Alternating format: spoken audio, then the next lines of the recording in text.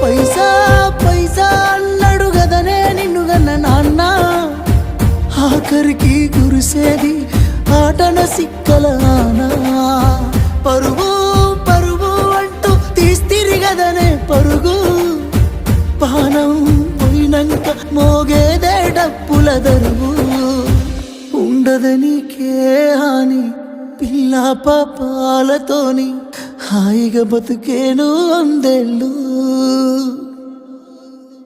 నువ్వు పువ్వులు అల్లుకొని పోతున్నవే అత్తగారింటికి, నే పువ్వులు జల్లుకొని పోతున్ననే కాలే తాటికి.